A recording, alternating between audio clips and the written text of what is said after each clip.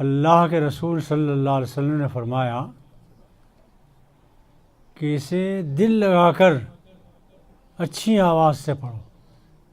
زین القرآن باصواتہا، اپنی آوازوں سے مزین کرو قرآن کو، دل لگا کر اچھی آواز سے طبیعت لگا کر اسے پڑھو. البتہ یہ ضرور فرمایا کہ گانے کے انداز میں، مشاعرے کے انداز میں نہ پڑھنا اسے. صحابہ نے پوچھا یا رسول اللہ، پھر ہم کیسے معلوم کریں کہ یہ ٹھیک قرآن پڑھ رہا ہے، صحیح قرآن پڑھ رہا ہے؟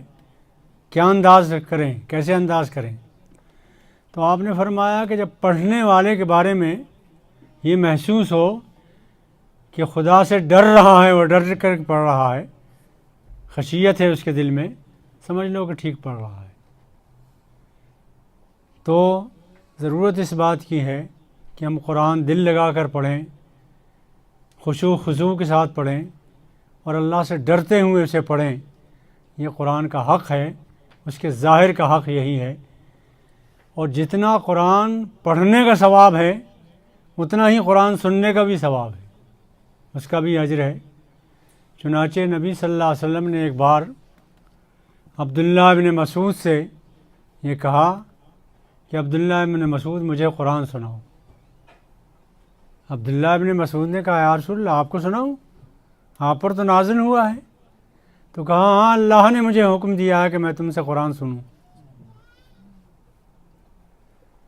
کیا درجہ ہوگا ان کا جس سے کے بارے میں اللہ تعالیٰ یہ کہے کہ ان سے قرآن سنو. خیر، انہوں نے پڑھنا شروع کیا. سورہ نساء کی آیتیں پڑھیں.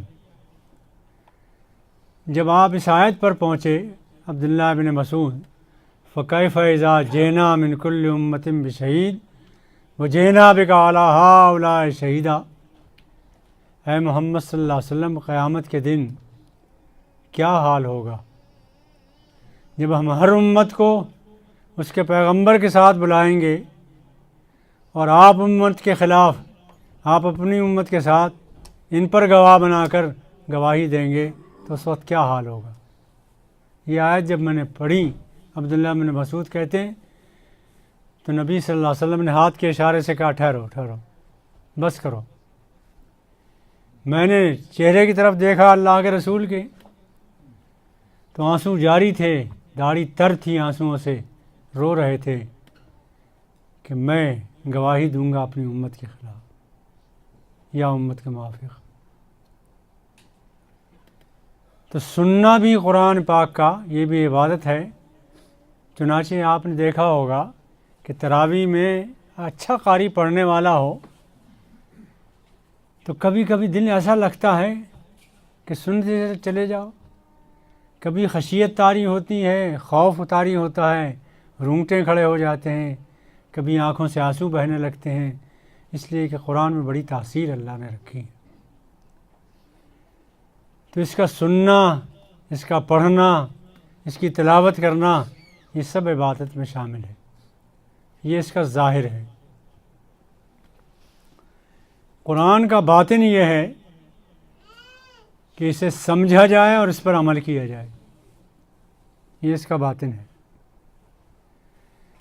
اس وقت بھی امت میں باوجود اس کے کہ یہ پچھلے 50-60 سال سے امت کی توجہ زیادہ ہوئی ہے قرآن کی طرف.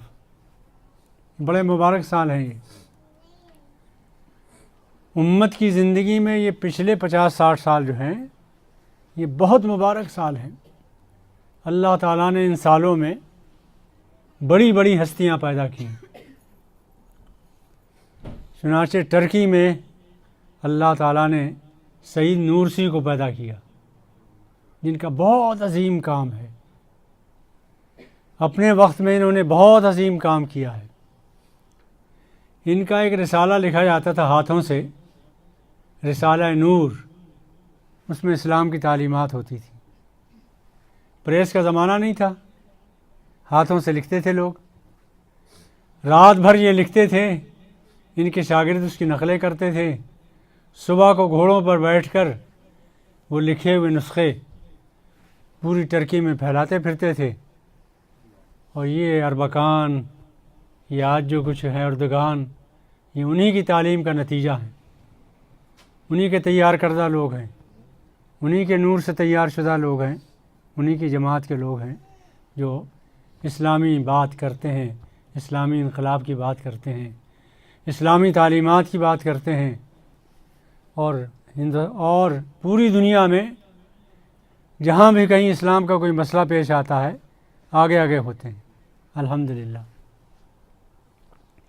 مصر میں اللہ تعالیٰ نے ایک اور ہستی کو پیدا کیا، ان کا نام تھا حسن البنا شہید رحمۃ اللہ علیہ، سنا ہوگا نام آپ نے؟ بہت غیر معمولی آدمی تھے، اللہ نے بڑی صلاحیتیں دی تھیں، بولنے کی قوت، لکھنے کی قوت، متاثر کرنے کی قوت، پھر قربانی کی عظیم شخصیت تھی۔ انور الجندی ایک شخص ہیں عرب کے، انہوں نے ان کی سوانح حیات لکھی ہے، خدمات اور زندگی کا حال لکھا ہے حسن البنا شہید کے۔ اس میں ایک واقعہ لکھا ہے کہ رات کو سفر سے واپس آئے اور اخوان المسلمون کا کوئی اجتماع تھا، اس میں یہ ڈائریکٹ آ گئے، بلا لیے گئے اور انہوں نے تقریر کی اس اجتماع میں، اور پھر چلے گئے گھر رات ہی رات۔ صبح کو خبر لگی کہ یہ ہسپتال میں داخل ہیں، تو فکر ہوئی لوگوں کو، ہم ہسپتال پہنچے، دیکھا کہ ان کا آپریشن ہو چکا ہے، اور انہوں نے بتایا کہ ان کی پیٹھ پر پھوڑا تھا بہت بڑا، اس کا آپریشن کرایا انہوں نے۔ تو انور الجندی نے کہا کہ حضور اب رات تو آپ نے تقریر کی تھی، کوئی ذکر نہیں کیا تھا؟ کہا نہیں، کئی مہینے سے یہ پھوڑا پریشان کر رہا تھا، مگر مجھے دورہ کرنا تھا اور تقریریں کئی جگہ کرنی تھیں، تو میں نے کہا تقریروں سے فارغ ہو جاؤں تو آپریشن کراؤں۔ سوچئے، نہ کہیں ذکر کیا اس کا، نہ کہیں بتایا، کام کرتے رہے اور پہنچے اور آپریشن کیا۔ ان کی خوبی یہ تھی، انور الجندی نے کہا، لکھا ہے، حسن البنا کی خوبی یہ تھی کہ جس موضوع پر بھی تقریر کرتے، اجتماع میں کسی موضوع پر بھی تقریر کریں، تان ٹوٹتی تھی اس پر کہ اے مسلمانوں واحد ہو جاؤ، متحد ہو جاؤ، ایک امت بن جاؤ، اتحاد میں بڑی قوت ہے، اخوت میں بڑی قوت ہے، آپس میں مل جل کر رہو، ایک دوسرے سے لڑائی نہ لڑو، دوست بن کر رہو، اخوت پر تقریر فرماتے تھے۔ آخر میں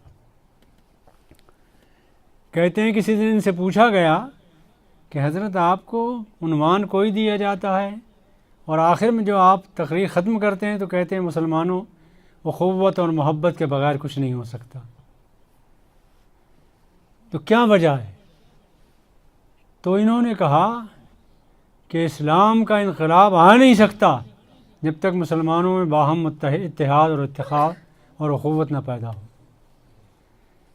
میں عرض کرتا ہوں، آپ سے گزارش کرتا ہوں کہ کسی مسجد میں ہوں، کسی تنظیم میں ہوں، کسی سینٹر میں ہوں، کہیں بھی ہوں، اخوت اور محبت کے بغیر کچھ نہیں ہوگا۔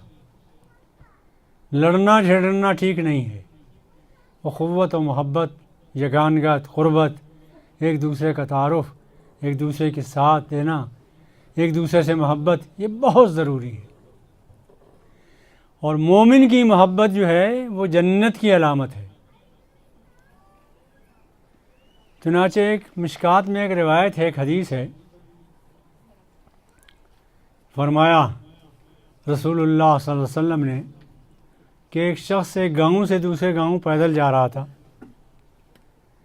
راستے میں اسے ایک فرشتہ ملا، فرشتے نے پوچھا تم کہاں جا رہے ہو؟ اس شخص نے کہا کہ اس گاؤں میں ایک شخص ہے، اس سے ملنے جا رہا ہوں۔ تو فرشتے نے پوچھا کہ تم سے کوئی کاروباری رشتہ ہے اس کا، کوئی خاندانی رشتہ ہے؟ اس نے کہا نہ خاندانی رشتہ ہے نہ کاروباری رشتہ ہے۔ کہا پھر کیوں ملنے جا رہے ہو؟ کہا اس لیے ملنے جا رہا ہوں کہ میں بھی مسلمان ہوں اور وہ بھی مسلمان ہے، اسلامی رشتے سے ملاقات کو جا رہا ہوں۔ تو فرشتے نے جو جواب میں کہا ہے وہ سنیے۔ فرشتے نے کہا طبتا، کیا پرکشش ہے زندگی تیری، تیری شخصیت کتنی رانائی لیے ہوئے، کشش لیے ہوئے ہے، اللہ کو کتنا پیار آ رہا ہوگا تجھ پر۔ وہ تابہ ممشاک، اور تیرا یہ چلنا اللہ کو کتنا پسند آ رہا ہوگا۔ وہ تبوّأت من الجنت منزلہ، اور تو نے تو جنت میں اپنا ٹھکانہ بنا لیا ہے۔ یہ تعلیم تھی نبی صلی اللہ علیہ وسلم کی، اسی کا پرتو تھا حسن البنا شہید رحمۃ اللہ علیہ کی زندگی میں۔ انہوں نے اکٹھا کیا تھا مصری ساتھیوں کو اسلام کے لیے،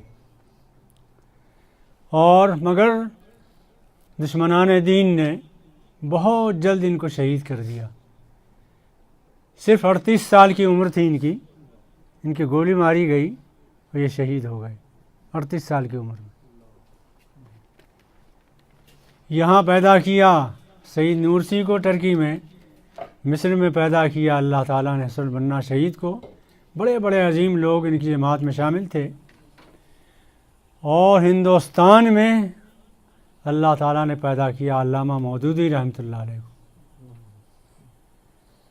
انہوں نے وہاں بہت عظیم لٹریچر تیار کیا ہے، اور ان کی تفسیر تفہیم القرآن، وہ تفسیر ہے اس وقت عالم اسلام میں کہ اس کی ٹکر کی زمانے حاضر کے لیے کوئی تفسیر عربی میں بھی نہیں ہے، اردو میں تفسیر ہے۔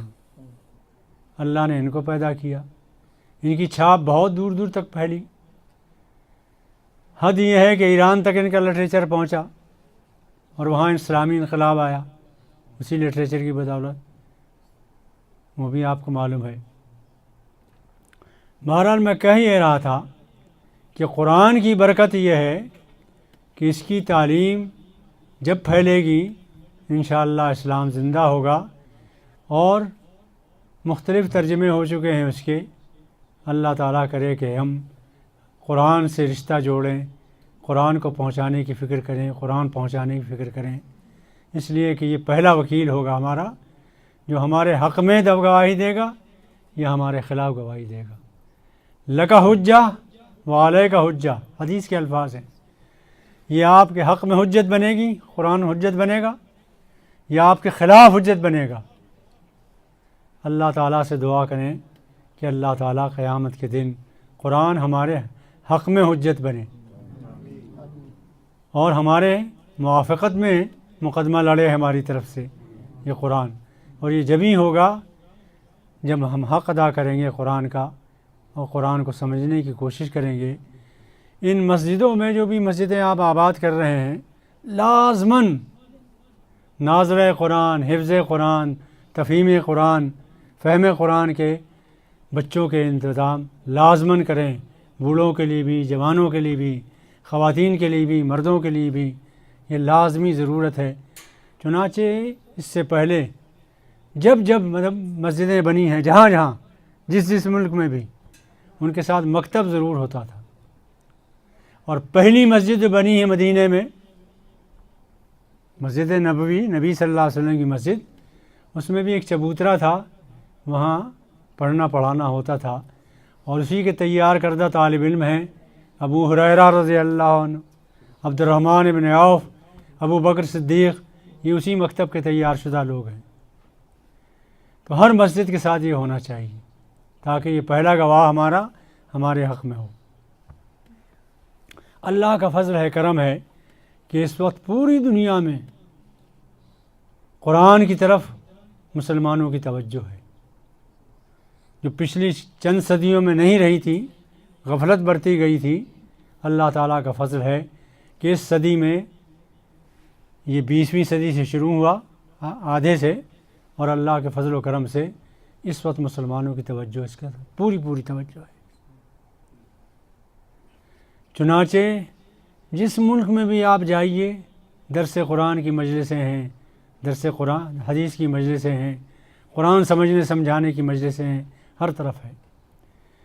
اور یہ علامت ہے اس بات کی کہ انشاءاللہ یہ اسلام جس کو مٹانے کے لیے اور جس کو زیر کرنے کے لیے چاروں طرف سے کوششیں ہو رہی ہیں، ساری امتیں متحد ہو کر یلغار کر رہی ہیں ہم پر، اور ہر طرف ہمارے خلاف پروپیگنڈا ہو رہا ہے، ہر طرف ہمیں ختم کرنے کی، تباہ کرنے کی کوششیں ہو رہی ہیں، مگر ایسا ہوتا ہے کہ جب قوم کی زوال پذیر ہوتی ہے، سو جاتی ہے، غفلت میں آ جاتی ہے، تو چیلنج اس کے سامنے آتے ہیں۔